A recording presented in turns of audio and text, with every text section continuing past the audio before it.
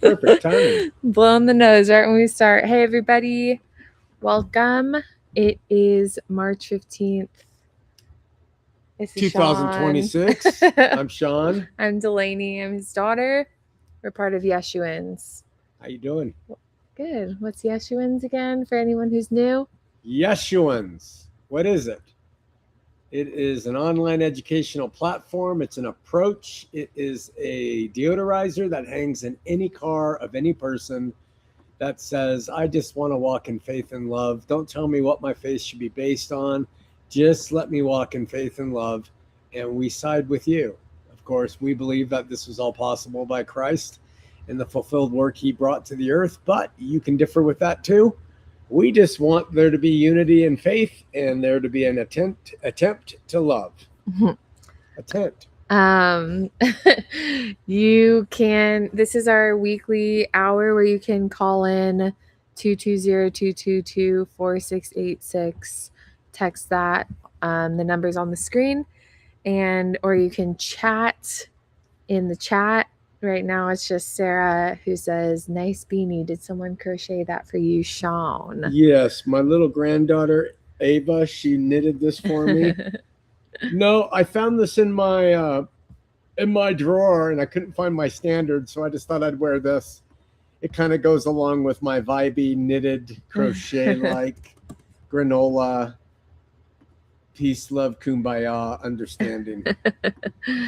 Okay, so there's a handful of questions this week and we'll get to them. Do you have anything to start before we do?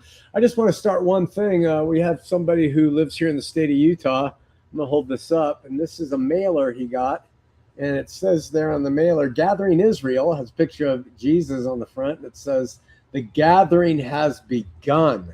Join it. That's what's in there. And you turn it around and it says, it's time. Oh. And what is it? It says, we connect people with missionaries from the Church of Jesus Christ of Latter-day Saints. They're calling this Gathering Israel. Mormons believe that they are the new Israel and that they have brought the real Israel to the earth. It's not what Paul says, that we are Israel by faith. It's Israel by membership, and they have supplanted what the Jews lost, and this is what we're fighting against. This is the tactic they use to haul people in and put them in bondage. That infuriates me. That is absolutely insane. Yeah.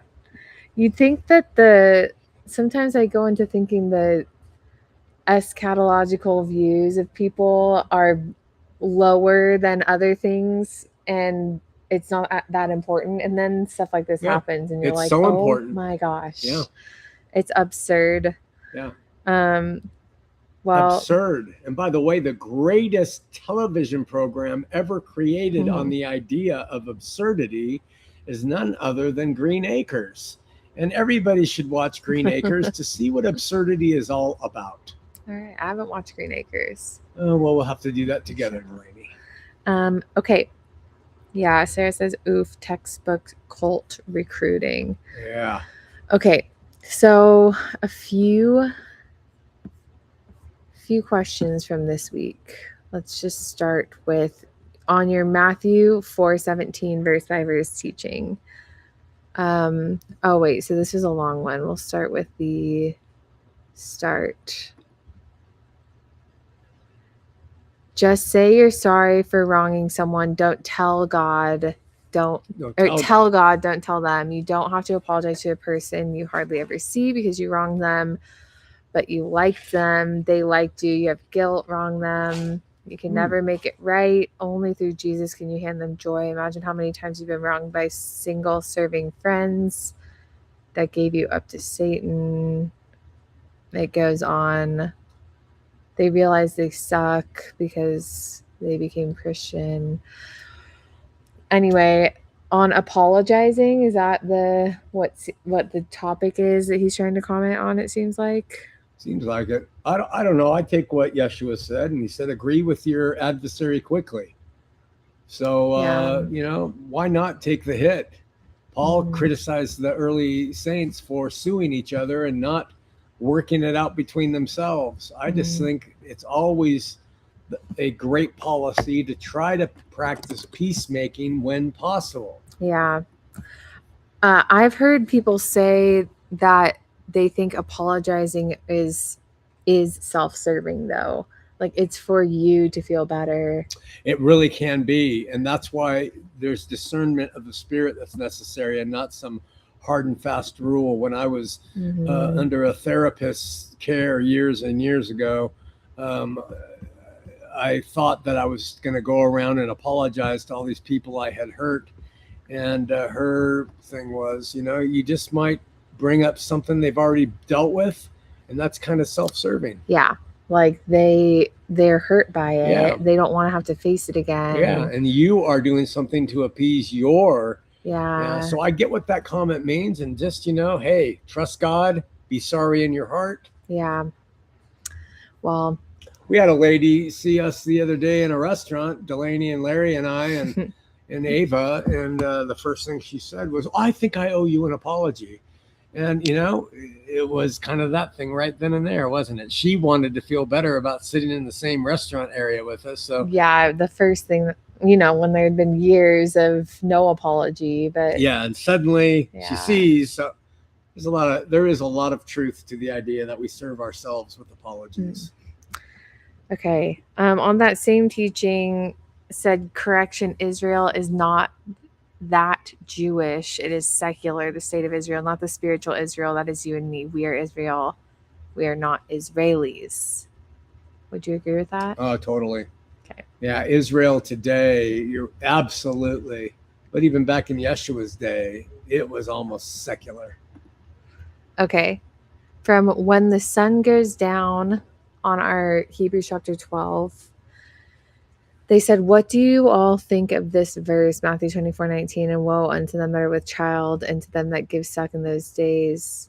She said, do you think this might be connected with Abba taking kids under a certain age back to heaven before the tribulation starts?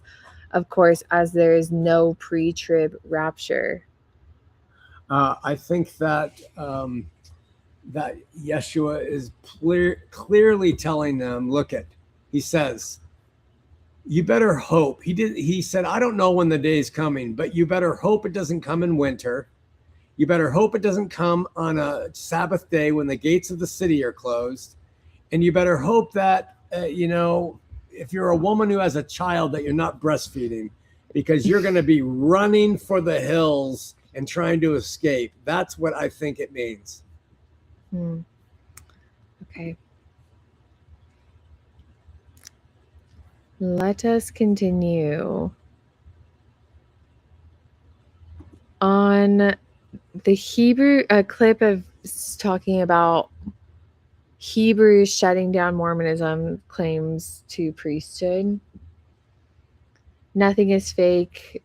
Having been raised in a completely different religion, finding the gospel of Jesus Christ ordained to the priesthood. I have hundreds of personal experiences with the priesthood. It's not fake if you have faith. How do you respond to something like that? I say that it's not your priesthood that's doing jack. I say it's God acting on behalf of those who he deems necessary to act. And what you're saying is your priesthood is a clear indictment on your idolatry, that you give credit to experiences with the priesthood as if that is your power. Dude, your priesthood doesn't mean jack relative to a contextual understanding of Hebrews.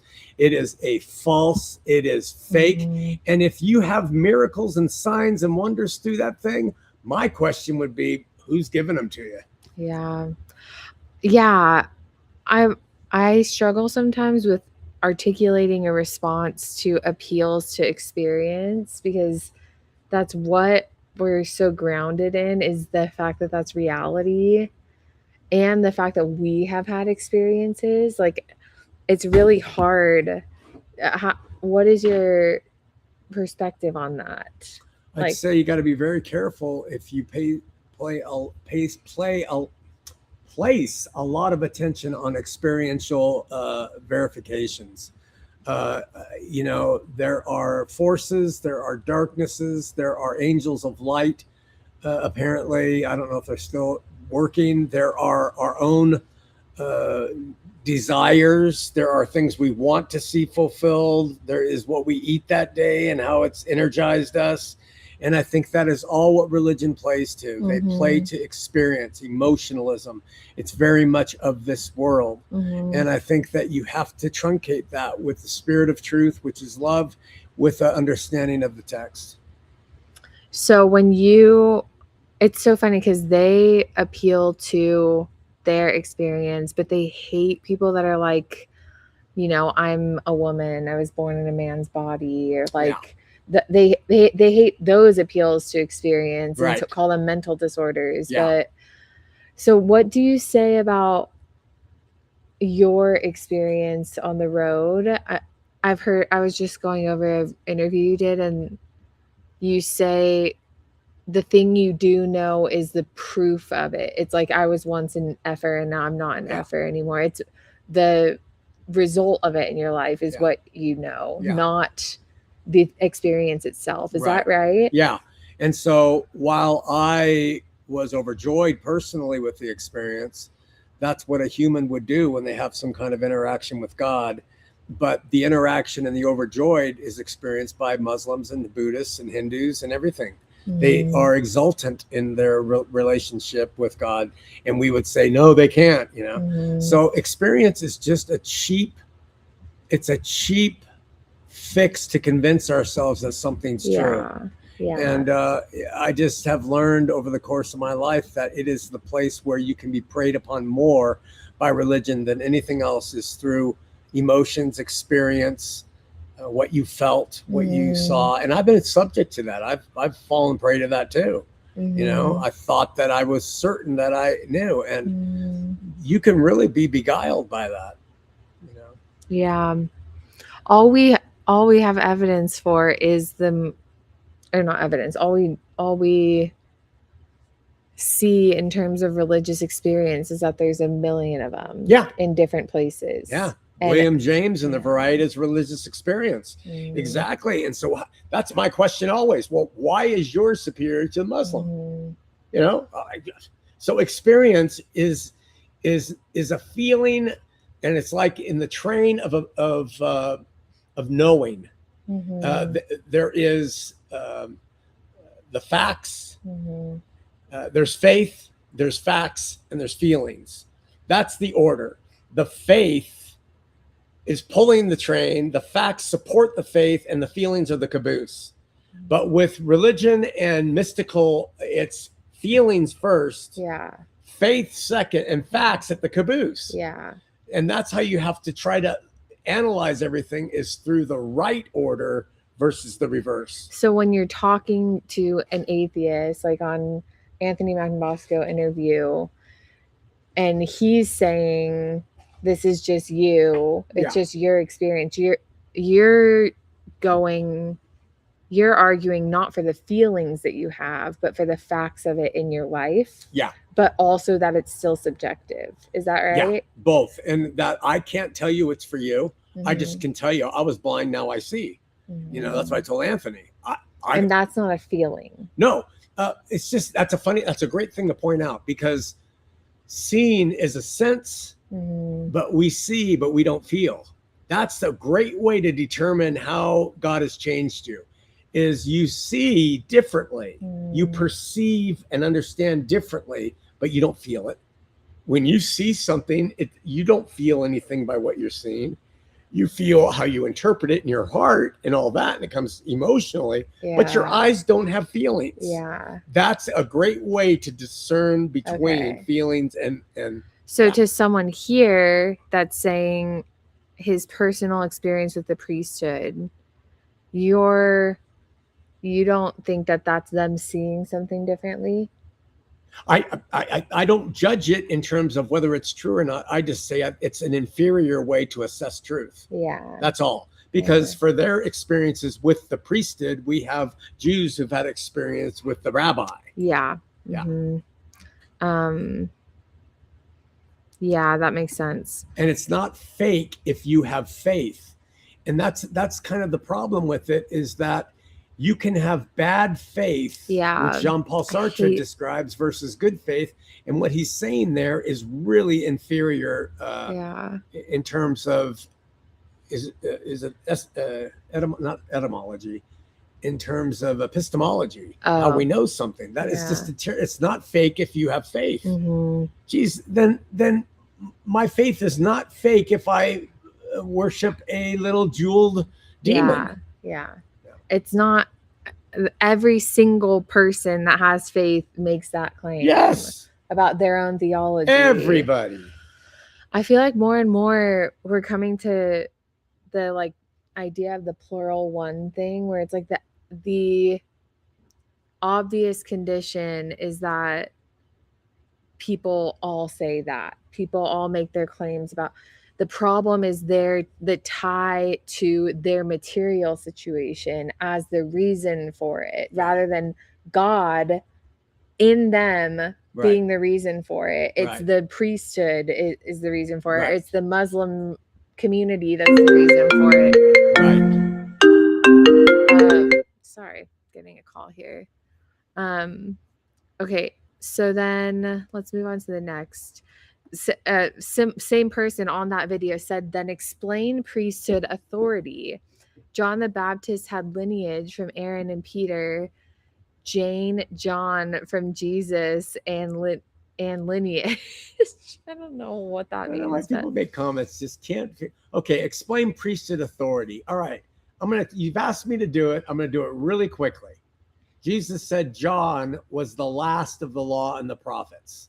The last of the law and the prophets. John was from the tribe of Levi. John had the right as a Levitical priest to do what the last of the Levitical priests would do.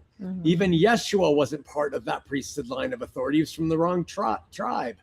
The Levitical priesthood's the only priesthood that has to do with men. The Levitical priesthood was to operate in the temple of that time, at sacrificing animals and taking donations and doing the work of that temple. That was what that priesthood was for. We have a call here. Okay. If you want to, we'll continue that after. Yeah. Hey, you're live. Who's this? Oh, I am? Oh, yeah. Alec, how are you guys? Good. How are you? Who's this again? Oh, my name is Alec. Hey, Alec. Hey, Alec. Hi, guys. So I've been doing a lot of like YouTube call-in YouTube call-in lives recently, and I think it's just a really cool way for everyone to talk about, the truth, whether it be like atheists who have their views or theists, which I am myself, and a believer of Christ. And I think it's an awesome way to share the gospel, and I really applaud you guys. Thanks, man. Thanks, Alec. Thank you so much. So here's the thing that might make me a bit of a wild card on pretty much any channel is I'm a member of the Church of Jesus Christ of Latter-day Saints, often commonly and pejoratively known as Mormons. So we used to be too. I'm not sure if you know that. Oh, I have no idea. Both of you? Yeah. Okay, so are you now Trinitarian then? No. No.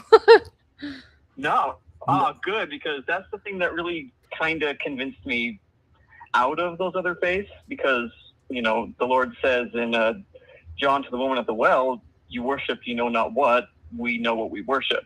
And when I go onto other YouTube lives and they're talking about the Trinity, I try to ask them what is God, and they kind of, they try their very best, but they usually go back to the creed where they usually reference an essence connecting the Father and the Son and the Holy Ghost.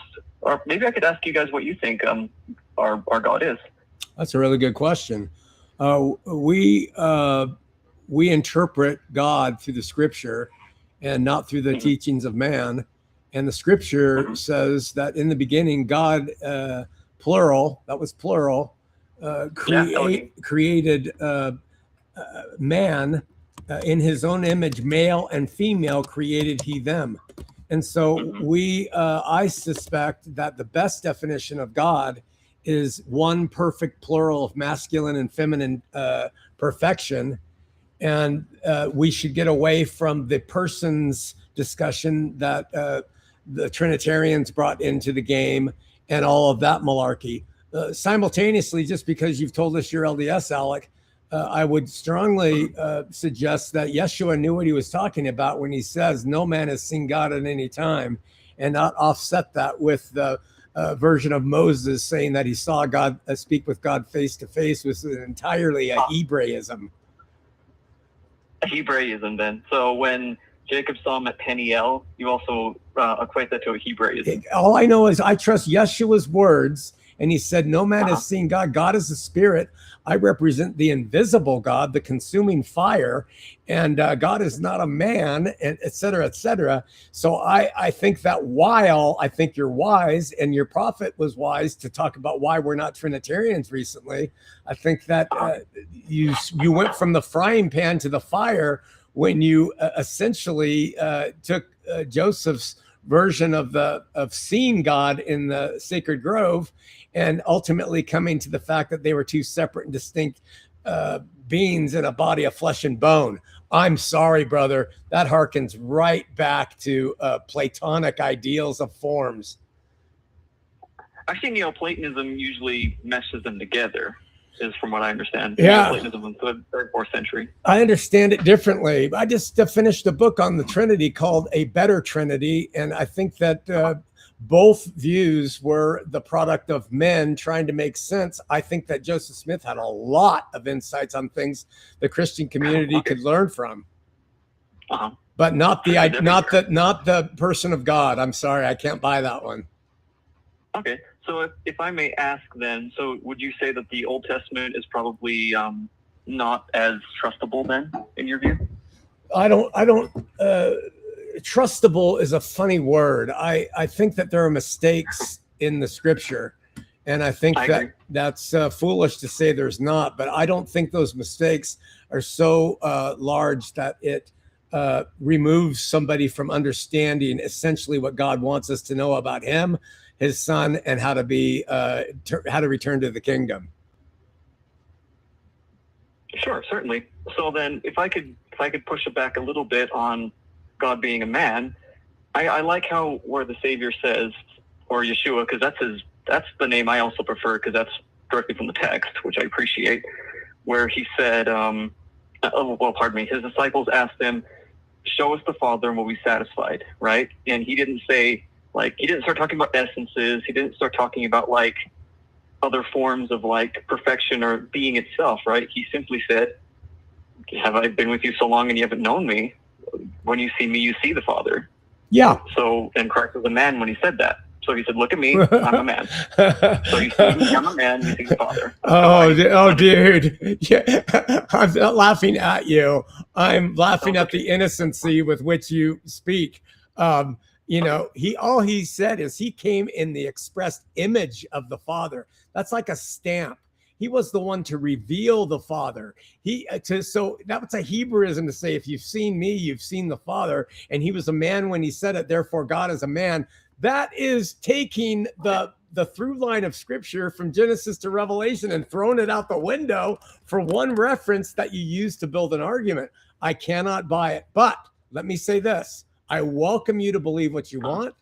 I receive you as somebody of faith. I don't judge you or condemn you for your faith. And if you want to believe that, you can.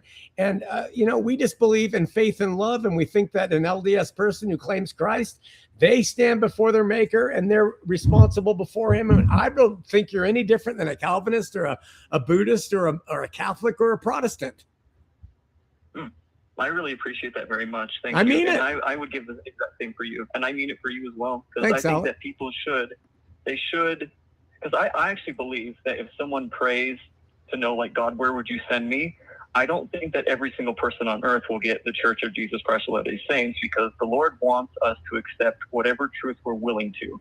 And if they're not willing to accept, the Book of Mormon, I believe he will say, you go and you join the Roman Catholic Church. You go and you join Buddhism or however, because he wants us to accept all the truth that we're willing to. That's my opinion there. And I love that, and I respect it as a member of the church to share that, Alec. Unfortunately, when I went on my mission, we taught a very different story, and I went to a temple that taught a very different story. And there was no openness of other faiths there. It was they were all in the employ of Satan, and that none of them pleased God. So the narrative has changed. But I'm glad to hear a member share this open view, and I hope that Dallin Oaks shares it too someday. So then it would go back again to priesthood authority on that one. But well, only within your church. You guys claim the priesthood authority. You accept that as, yeah. So I would, if you want to believe that, have more power to you. Sure. So then when Joseph Smith said that he would be willing to die for even the heathen's faith, I think that's one of the more early examples of openness in the church. Well, I mean, that is an example of openness in the church, isn't it? But him excluding the blacks or Brigham Young excluding them later as a prophet, it just kind of negates that open shamanistic way that Smith had about him when he first started to form the church. When it became that you can only enter heaven by having the new and everlasting covenant, meaning that you practice plural marriage, that is very difficult, man. It's really difficult for this open kumbaya, you're all welcome bit. So I think that over time, the Mormon church tightened up its collar, said, we're the only true church. You cannot enter the kingdom unless you receive our baptism, to the present day where guys like Alec are open enough to say, I don't think God works that way. Thank him. Well, I would say that the telestial and terrestrial are definitely kingdoms of glory. I think it's more of like definitional, where when they speak in that way, I think they're talking about exaltation and the celestial glory. Yeah. That's just me though. Yeah, that's okay. Because if you talk to like a Catholic and you tell them, hey, do you want to be as God is? Christ taught, be ye therefore perfect, even as your Father in heaven is perfect. If you're perfect as God, that makes you godly. He even said to be godly. And in John 10:34, he said, ye are gods. And we offer them exaltation. They say no. And that's perfectly fine. Alex, do you really think you can call in? I want to be respectful here, but do you really think you can call in to this show to a family that has been LDS, and we've done like hundreds of hours of shows and books about Mormonism, that I was in a bishopric and stake high council, a seminary teacher. Do you really think that you can come and you can drop these little breadcrumbs along the way without us having a solid response for you? Because what these are just foolish. They are just grasping, and I'm not being disrespectful to you. You have the right to believe as you want. Our job is to love you. But if you call into this show and you say, you drop these little one-liners and don't think there's a context to explaining them that's reasonable and contextual, it really surprises me at the chutzpah. No, I understand, because people usually, when they read that, they go back to Psalms 82:6, and they say that he refers to judges, and I accept that interpretation, but I personally don't believe that we can change the word to judges, because that's not the word, but it's all right. Well, see, you seem to be studied to show yourself approved, Alec, but here's something that's unique with us. We don't think that particles, doctrines, or articles of faith matter in this day and age. We believe that Christ came and took his bride as promised. There's no such thing as a Church of Jesus Christ of Latter-day Saints. He took his bride who is holy, pure, and without spot in that day as promised that he would, and that ever since God writes his laws on the hearts and minds of individuals. So there is no collective body necessary. There's no priesthood necessary. The veil was ripped in two, and we all have access to Christ directly without intervention from anything at all. So our position's very different and open. We don't care about doctrines. We don't even want to dispute with you on doctrines, because they do nothing but divide. You believe chocolate's a better ice cream. I believe vanilla. Have at it. But how can we agree, Alec? We can agree on what love looks like. And I think the LDS Church does a pretty good job of trying to show what love looks like. True. Sorry, Deb. I usually go onto the YouTube lives to debate, so I apologize. I fell back in there. I don't know what happened. Oh, you're just talking about our conversation? Yeah, I apologize. I usually fall back on all the YouTube lives I've been on, and on Reddit. I usually get into debatey mindset, so I apologize. If you really want to have a conversation, Alec, we invite you to come on our Heart of the Matter show, which we air every Tuesday night. And you have access to an audience that used to be vast. They still tune in when and we'll sit here. If you're in Utah, I think it's a Utah number, and we'll talk, and I'll go into every answer you want for every one of those things. We welcome you to come and do that. Okay, I'll look into that for sure then, because I have a lot of time at the moment. I'd be happy to. All right. That'd be great. That'd be great, Alec. Where should I look it up on, like, your channel description, or? Yeah, go. You can. Are you looking at us from Instagram right now? No, but I have Instagram. I found you guys on YouTube. Oh, good. Yeah, just YouTube. You can email me if you want, or you can comment on our YouTube, and I'll send you my email through the comments if that works. Perfect. Awesome. Thanks. Great to talk to you, Alec. I'll let you guys go. Thank you so much for your time. Thank you for yours, my friend. We'll talk to you later. All right. Lord loves you. See ya. Okay, See ya. thank you. Bye-bye. Nice of him to remind us the Lord loves us. Lord loves him too. Lord loves you. It's really interesting what the internet has done to, I don't know how old Alec is, but we're involved with these college kids now, and they're like, there's a debate mode. Yeah. They're in debate mode. They go into this debate mode. There's like YouTube or social media debate. I don't even know how to debate. I know. That's what I think I'm just realized here. Officially, he confirmed that that's what the Ratio Christi kids are doing. They come in with debate mode. Wow. They're coming, and there's like, I stand there and start crying in front of them because it's so real to me. And they're just like, what? We're debating. Is that loving, Shawn? Like, that was so hurtful to me, but he's just in debate mode. Wow. And he was like, oh, I apologize. Like, I'm in debate mode. So we go down the same road that they've gone all the time in arguing and debating different things in debate mode. Yeah, but they don't understand what everyone else in the world, that's what they're showing Christianity is. Yeah. On social media, that's all they do. And that's the demonstration of Christianity to the world. And it's no skin off their back. They're like, oh, I'm in debate mode. But everyone else is like, you guys are the worst people I've ever seen in my life. Yeah, I get it. That's what's going on. It's true.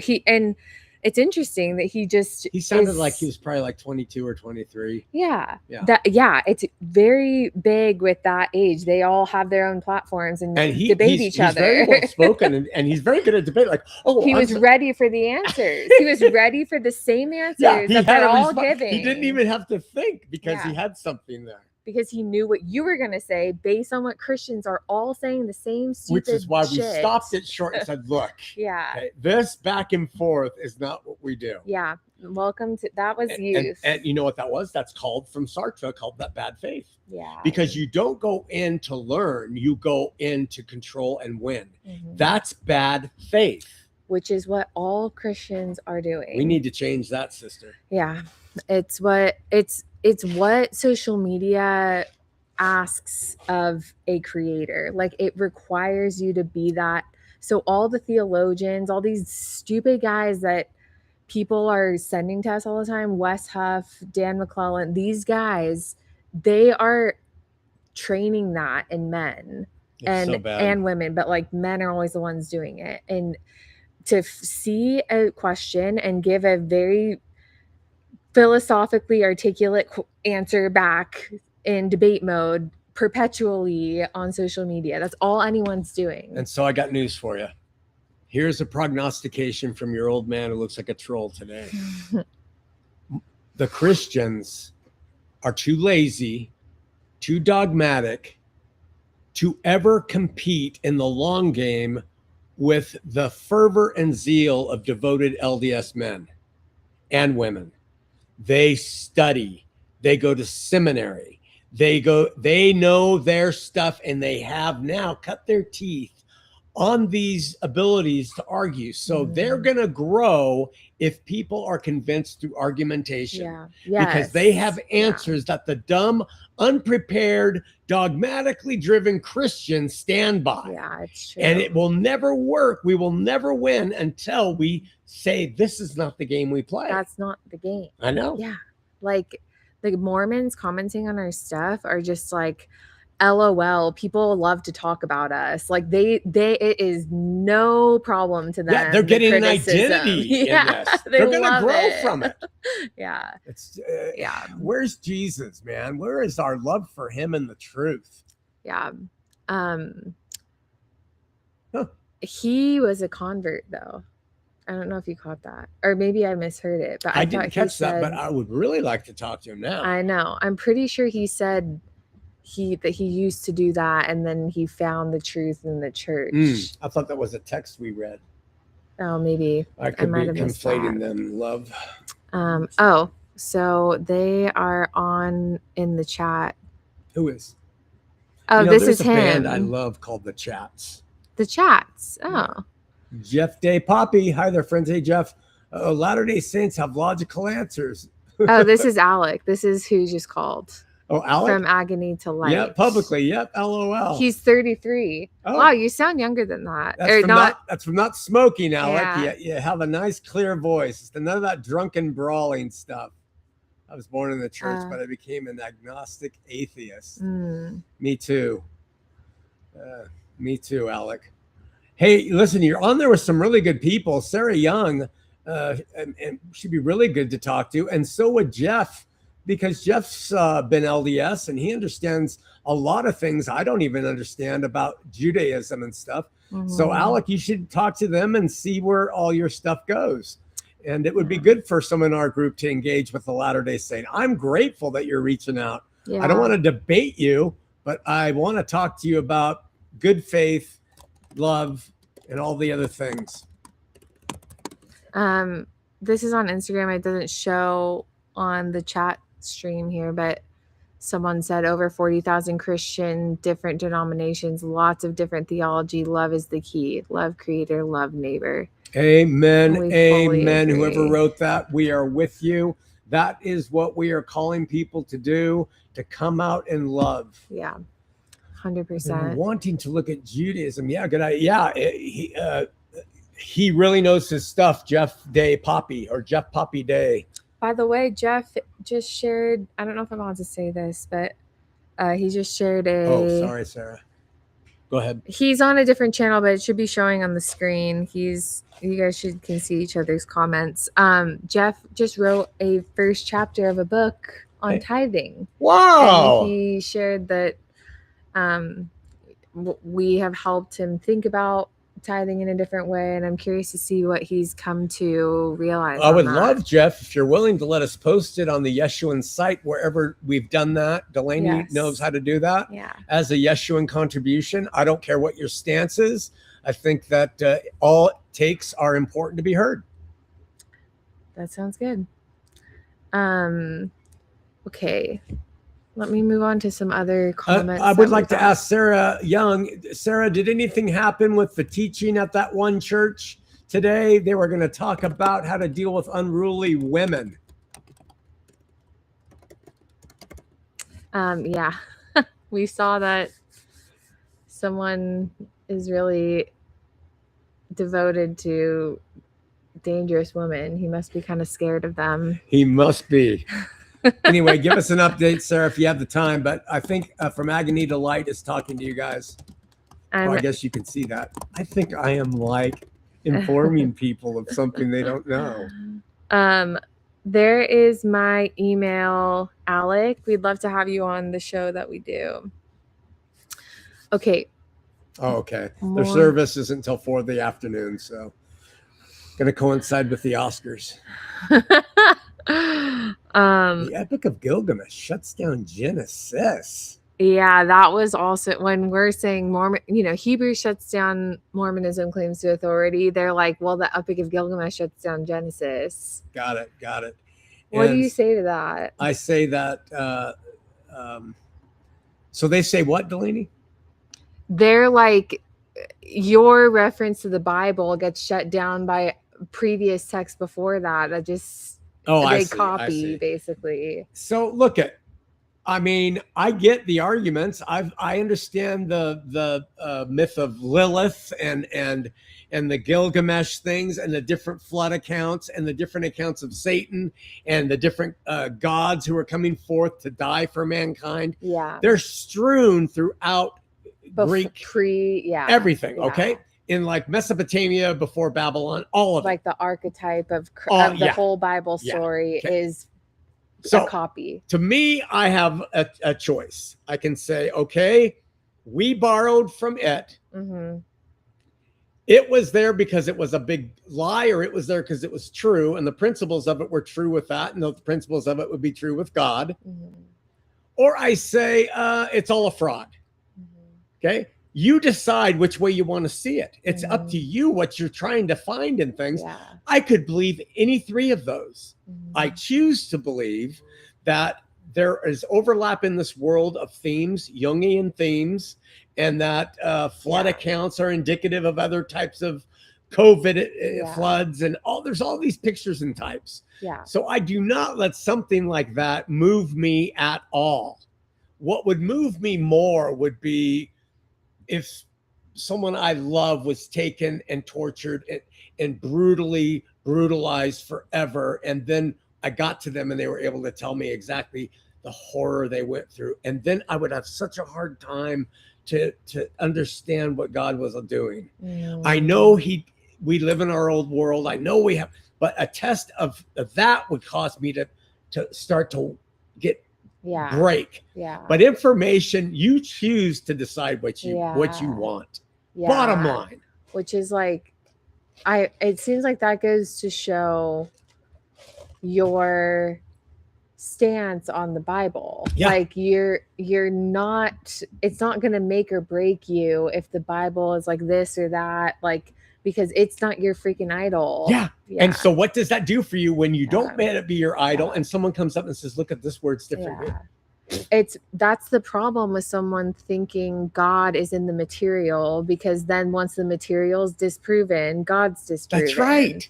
And so someone leaves religion and God goes with it. And it's like, that is the most childish thinking. That's why it's so important for people to cut their teeth on what's real faith rather than religion, which is why we've gone to bat for this. We're not doing it because we want to create an empire. Yeah, no one. We're doing it because it helps people. Yeah, it really does. Yeah. So anyway, Gilgamesh, I've heard them all. I've heard a lot of them, and it could be also that God said.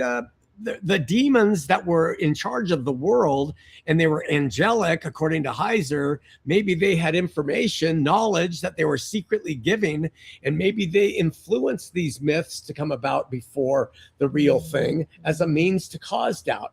I know that's a stretch. I don't think that's what happened, but there's always possibilities. Yeah, 100%. It's like the Bible, at the very least, is an incredible thing to learn from. At the very least, you can learn how to love, and it's great for that. Maybe the Epic of Gilgamesh is too. Yeah. Probably not in the same way.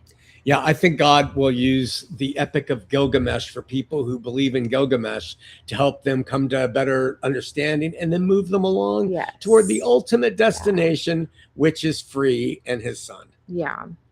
So I don't know. I'm becoming so liberal in my days, the longer I live, of just being like.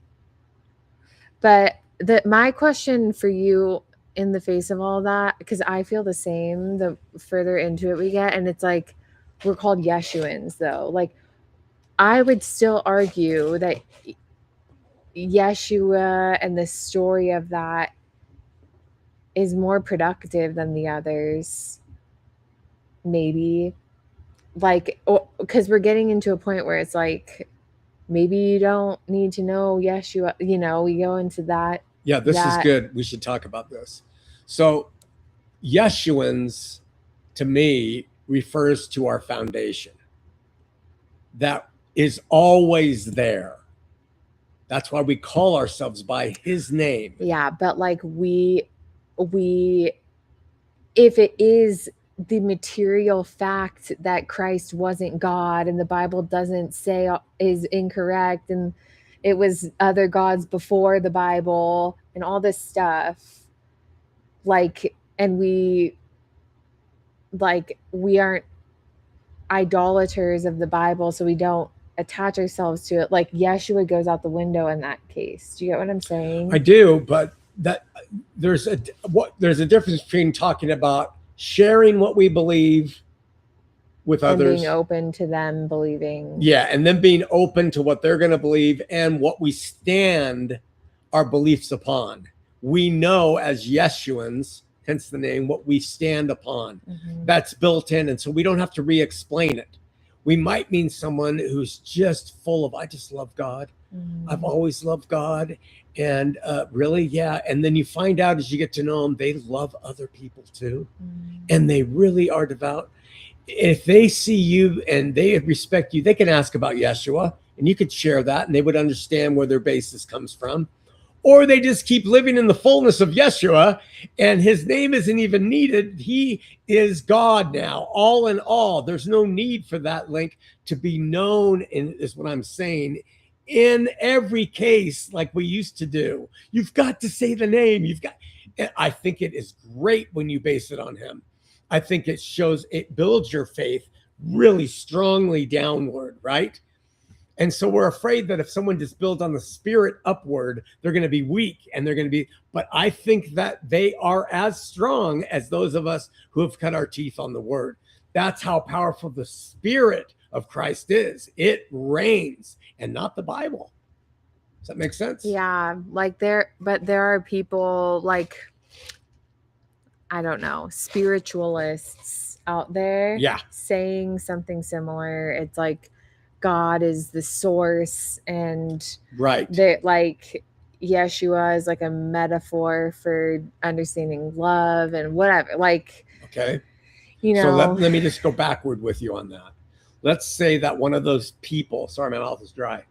His dad and mom were partiers. And then that girl was raised on atheism. And that a Christian man came over one day and molested her or whatever. And they grow up with that backstory. Mm-hmm. And then they get to the place where the only thing they can really manage about life is what they say. Mm-hmm. But in terms of faith in some kind of God and real love, I feel so bad for those animals, those babies, those women. They really do want to love. And then they're also really selfless. They are his. Versus someone who's cut their teeth for the perfect life and comes out snotty and snooty and judging. See, this is the shift, and it's very hard to believe because it's frightening. It's frightening. I believe it. It's like, I think I'm just trying to figure out the fact that we posit the philosophical premise that it's literally that the Bible was a literal historical thing. Yes. And that Christ was God, that there was like a historical basis for this open thing where like, that's what's so unique about it. And it's really hard because the natural like 2026 way to understand things is like you're one or the other. It's like either it was literal and it happens this one way, or it's like open and it happens another. So I think the Yeshuan approach is breaking both of them up, blowing them apart, and has said, we get it. This is how. It's so and I attribute that to God. I do too. Not to me or you. No one, it's so lost on people to reference the Bible, to believe it historically and all this stuff, and then also be like, it could be disproven by the Epic of Gilgamesh. I don't know. Yeah, and like it's both. It's like because both. we don't worship that damn book. I know. We let the spirit, because we've seen what happens when people worship the book. They fight with each other. They're unloving. They start practicing polygamy. They think that women should be killed for aborting. They become nuts. So we've seen that. Mm-hmm. So that's how it works. It just is hard to articulate. People. Do you think it came out in this conversation? Yeah, and I'm so glad that we recorded it because we have this to now. This is what we were talking about. Yeah, for sure. Do we have any other callers? What are you guys doing? Sleeping? They're talking to each other. Gee, I subbed the guys. I'm going to try. I guess you're not supposed to read them like this, are you? They're talking to each other. Can we talk about something inflammatory just to get the phones maybe going? Sure. We have 8 minutes. Okay. Well, in LA, there is a radio station called K-Rock, and it was from K-Rock. I learned about punk when I was like whatever, 1976, 77. But anyway, K-Rock had a guy on it, and his name is Adam Carolla, and he used to call into the KROQ as a certain character. And from him doing that, he got his career. And he was on the Man Show with, what's the guy who hosts the biggest talk show at night now? Jimmy Kimmel. He and Jimmy Kimmel had a Man Show, they called it. Anyway, Adam Carolla is very, very outstandingly bold in his talk about women. He's the opposite. He's the opposite of political correctness or being woke. And he's come up with a term, and he explains it, he calls it gynofascism. Is that feminism for him? What gynofascism is, it's based off, and it's not pejorative. He says women are made and wired differently than men. Men want to do the thing. Women, they have to talk about the thing. Because if they talk about the thing in their mind, it becomes clear through the process of talking. That's how women work. So he goes, let's look at some of the mayors and governors that we've had come over the biggest cities in America. He says before, when it was this male, they said, we're going to put up freeway through the middle of Los Angeles. Boom. It was underway. It was getting done. It was just do it, do it, do it. He goes, we got what's her name in now. They can't even make a decision on who cleans a park. Wow. He says because they have committees upon committees upon committees. They talk, and finally they will be willing to pull the trigger. And he calls it gynofascism because it's the way that they control things as women. And so it's changing our world. He's not saying it's bad, but it's changing our world. It is changing the world, maybe for the better. I'm not saying it's not for the better. Who the hell wants a freeway just right through the middle of a city when that is not how freeways are supposed to work? I am not saying that men's way is better. He's just talking about a shift in the way it happens. And so therefore, men have to start to adjust and become different. We've been talking about the feminization. The rise up of the female is huge. I just saw the new Dime coming out. You know who's on it? A woman. Really? Yeah, a woman. That's cool. Who is it? I forget her name. I mean, to put fascism in there is probably an incorrect that's where he's a little bit edgy. Of it. a little bit edgy. I want to hear it. Sarah says that's why men and women should work together. It's true. Ooh, that is true. I have never had a better work partner than my wife. When we have a project to do, she and I see that in Larry, and I see it in all my children. I see it in Sarah and Joe. You as a team, you make the best balance, man. Yeah. Well, it's true. Like a team of all women would do it in a very specific way, in one direction, and it's not necessarily better. Yeah. Like it should be but yeah, like. And Mom and I have noticed that on Survivor, they're not married couples, but the teams that are two women and even the teams that are two men always do worse than the team of a woman and a man. Oh, wow. Almost always. That's interesting. Because two men, they war with each other for control. Yeah. And two women are passive, and so neither controls, and it doesn't work. But when you get the mix, and it's just amazing how you can get a girl who really cannot even run and another normal guy, and they can do better than two muscle-bound guys. Yeah, I could see that. Yeah.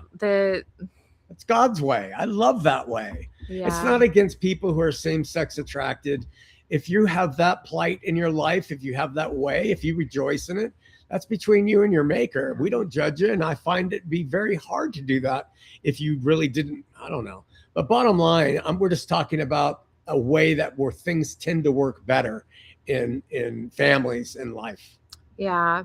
I have to think about this. Yeah, she's being wise. I just maybe in this world threw myself under a bus, but no, I'm just thinking talking through things is needed sometimes and it's not in others. That's the whole thing. So you need men putting and women. A freeway through a city, it might need some talking through. And it's like Maybe we should have talked more before bombing that country for having weapons of mass destruction. Yeah, like, and then I get it. posting I'm not saying Corolla was indicting it. It's just we have a shift going on. Well, using the word fascist for it is. You know what I think else contributed to this shift? That fascist is totally Adam Carolla trying to stir up trouble. Yeah, totally. It's funny, but liberally, I think what's happened is in the Victorian era and over the course of history, women have been sexually repressed, and they have been under the thumb of men, and marriage was a certain way. And with the advent of the internet and pornography, and women waking up and finding out that men are dumb, and that they're capable and that they aren't to be relegated to a corner, and all of these liberations that women have experienced, they realize, I really don't need a guy. I really don't. You know, and I think that has happened, and so men are having to decide, okay, how are we going to adjust? Yeah, exactly. Because they're lonely. Saying. Like the male loneliness epidemic is because it's not brought on by you. It's not your fault. It's not men's fault. No, it's just our contribution to it. Yeah, there's a little bit of like a crying going on rather than an acting to adjust to the situation. Oh, I see. They're being babies about it. And so then Calvinists are like, we are men and this is how it is, and we're taking it back. And they're like putting a collar around women and dragging them back into the way it was. And so as Yeshuans, because that's the context from which our family speaks, our job is to help empower women to the fullest extent and help empower men in the same. To the fullest extent. So that they work in that weak and strong way that they both have in different ways to make the team. See, and that creates the unity God wanted with men and women to begin with. And if men and women had that unity to start with, we wouldn't have the divorce rates or any of the stuff that we have going on in marriages today. I feel like it's been a pendulum thing where, you know, women have been in a insecure place for a long time and overswung, and there's a lot that are too far on the other side. And there was a time that had to happen where voices needed to be heard against the patriarchy and stuff. The patriarchy still exists, but like it's becoming a thing now where we need to like move forward and like lift both up and get everyone healthy, because everyone is unhealthy. That is so wise, and that kind of leadership in this arena is going to be really an important work of what we stand for, is understanding the genders, understanding relationships, families. I'm not sure. We have a text question we should answer before we end, but and I'm not sure. I've wondered about you calling it a matriarchy for the future, like a feminine age, because that could be true. I don't think matriarchy is any worse or better than patriarchy, and patriarchy's ugly. Well, I would almost rather it be like neither, like a unity, or like an individuated, a matriarchy. I'm a patriarchy. Mappa. A mappa. You might as well just reinvent the whole English language. AKA Blakestone, we are about to finish. I'm sorry you are late, but someone said, I've been doing a deep, good afternoon, Shawn and Delaney. Just a quick question. I've been doing a deep study on the Ethiopian Bible. Can you please give me your take or thoughts on this resource for truth? You know what? I do not know anything about it other than it exists. And I would just say, you can hear Delaney's opinion, but the fact that it exists, it's relative to something that we really have gained a lot from as a people. That studying it and reading it could never do anything harmful. And whatever it turns out to be for you, that will be a benefit depending on what you want to get from it. So that's how I kind of see everything, that kind of approach. Yeah, I like that. Do you know the distinction of why it's an Ethiopian Bible? Like what makes it different from a Bible we read? It has to be from the proof texts that support the translation. I see. Somehow, whatever translations there was endemic to Ethiopia versus some of the other ones from Alexandria or wherever. So it's subtly different. It's probably much older than the earlier manuscripts, I'm guessing. But I don't know. I could be wrong on that. I see. There was something you said that I wanted to end on, and now I can't remember. But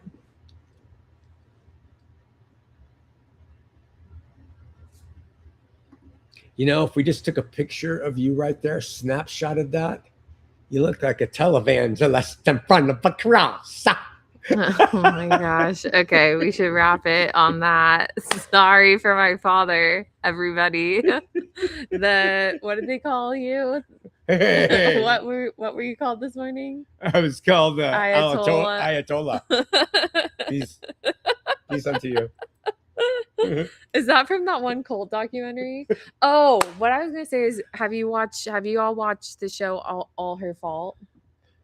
It just came out with the girl from Succession and Dakota Fanning. Ooh, is that a redhead girl? Uh-huh. Oh, I haven't watched it. It's on Apple, right? Yeah, I haven't finished it, but it shows this man-woman. It shows really well how women feel about men in the way where you're talking, but in like a real way. This is good stuff. It's interesting. This might be up for a Voxy. Well, this is my first hearing of it.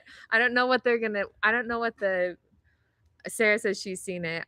Don't tell me. I don't know what the general point they're gonna make is yet, but the inklings are interesting. Okay, and then I have to say that the best series in terms of uniqueness, dialogue, acting, plot, and absolute crazed absurdity and just dead black humor is Search Party on Netflix. Start it, give it a chance. I promise you will be blown away by the arcs that they go to make this thing interesting. All right. Okay. Thanks, everyone. Thanks for watching. Love ya. I'll talk to you later. Bye. They should get a Voxy.